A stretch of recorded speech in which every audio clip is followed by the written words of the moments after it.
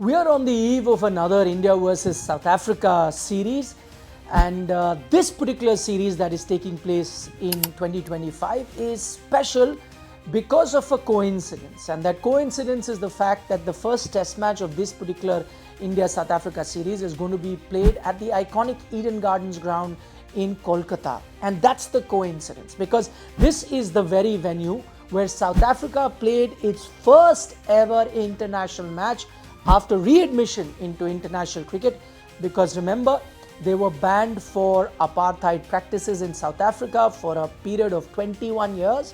So for a period of 21 years from the 70s till 1991, when that ban was lifted, South African players could not play any international cricket. And the very first game that they played after readmission happened at this very ground, Eden Gardens in Kolkata. There's a very fascinating story behind that. Now 34 years later, we are starting another India-South Africa series. But in this particular episode of SporTale, I am going to be telling you how that series that took place in 1991, apart from the historic significance that it has, it also was the starting point of television rights as we know them today. Today, if I was to ask you, BCCI is one of the richest sporting bodies in the world. Why is it? Because of the huge money it draws from television rights. Today, a single India match, whether it's an IPL match or an India match, is valued at 118 crores. So BCCI gets 118 crore for allowing the broadcaster to show one India related match, whether it's an IPL match or an international match. That is the crux of that cricket economy that we have today. But the starting point, the catalyst, the seeds was sown in that particular series, a 3-match ODI series between India and South Africa. So let me rewind. Firstly, the readmission of South Africa, they got rid of apartheid. After that, there was talk that let's bring South Africa back to the fold. But the International Cricket Council had to vote in favor of allowing South Africa to come back. India played a major role there because India controlled the Asian bloc. At that time, you have Madhavrao Scindia, who was the president of the BCCI, but there was Jagmohan Dalmia as well, who was the secretary, who came from Kolkata. And there was hectic parlance, lots of conversations between Ali Bakar, who headed the South African Cricket Board at that time. He was an earlier captain of South African cricket, later became an administrator. He and Jagmohan Dalmia got together. Jagmohan Dalmia agreed, and then the Asian bloc voted in favor of South Africa. That's how they came back. And then the first series happened between India and South Africa, and that also was hurriedly organized.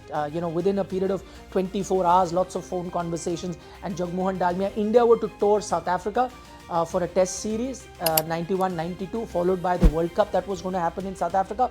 All that was planned, but quickly they decided there is a bit of a window. Let's have a 3-match ODI series between India and South Africa. That team that came from South Africa, it was historic because it was the first ever time any South African, not Indian origin South African, but European origin South Africans that were being allowed to come to India.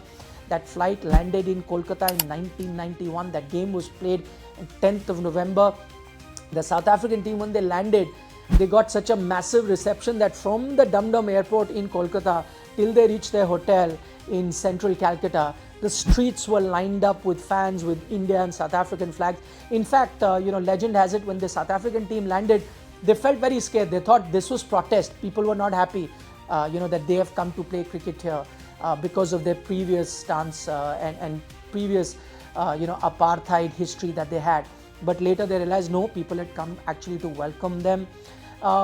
Again, because it's a story of coincidence, I was there as a young teenager in the stadium, in the ground. I happened to see that game. I clearly remember Clive Rice, a 41-year-old Clive Rice, he was asked to captain the South African team because of this tour.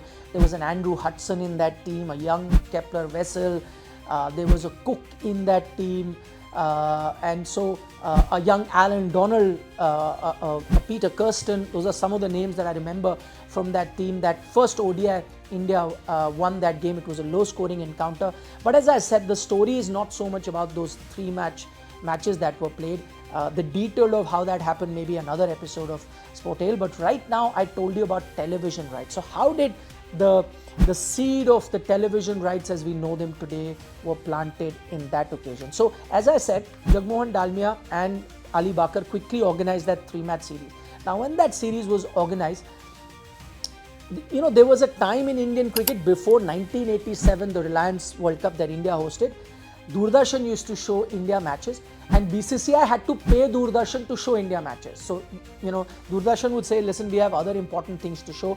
We have no time to give you.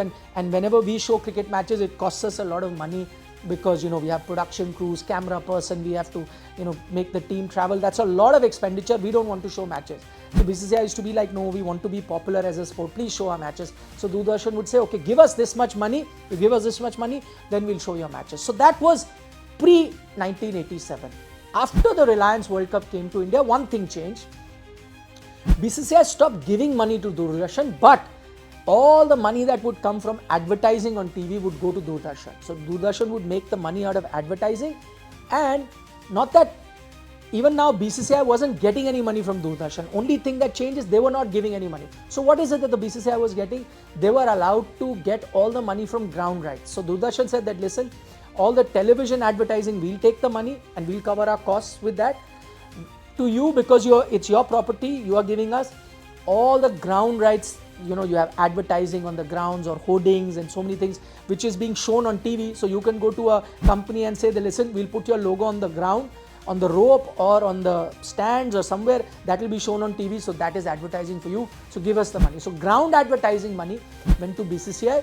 Television advertising went to Doordarshan. This was a deal that was reached in 87 that continued till 1991, and BCCI thought that they had cracked it. They are in an amazing position. What happens in this series? Ali Bakar, who I just mentioned, was instrumental in bringing the South African team, called up the BCCI and said that, listen, this is your series because it's your home series. It's being played at your home turf. So we want to buy the television rights from you because we want to show it back home in South Africa. So how much do we need to pay you for these television rights? That actually shocked the BCCI. That's the first time BCCI realized, what? They're ready to pay us money to get television rights? And they had no idea because they had never sold television rights before that. So the BCCI, top brass got into a huddle. They discussed what to do. So they said, we have no idea. We don't even know what to ask. So they asked Doordarshan, how much should we ask? So Doordarshan said, ask them $10,000 per match. So they said, okay, but they were still not sure. Then they discussed a bit more. Still they could not arrive at a figure, but BCCI felt maybe 10,000 is a bit too less. Let's not undersell ourselves. Then they had a conversation with Ali Bakar and they said, they threw the ball in his court. They said, we don't know what price to quote. What do you think will be a good price to, have it? Ali Bakar started with 30,000 USD. He said, maybe I'll give you 30,000 per match. How does this sound? That conversation carried on, and eventually the rights were sold for 40,000 USD. What is 40,000 USD? I don't know, but 40,000 USD in 1991 was 7 lakh rupees.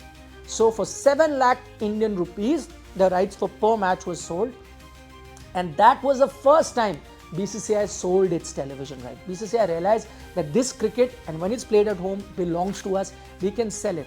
Eventually, after that 3-match series ended, Ali Bakar handed over a check to Powerhouse India, who was the BCCI president then, of 1,20,000 USD, 40,000 into 3 matches. He said, this is your money. And that's when BCCI realized this is the cash cow. This is the goose that lays the golden egg. This is where we can get the money from. From there on, then they started selling series. Of course, as you know, prices kept going higher and higher. From 7 lakh per India match, the first time they sold it, it is now being sold at, as I said, 118 crore per match.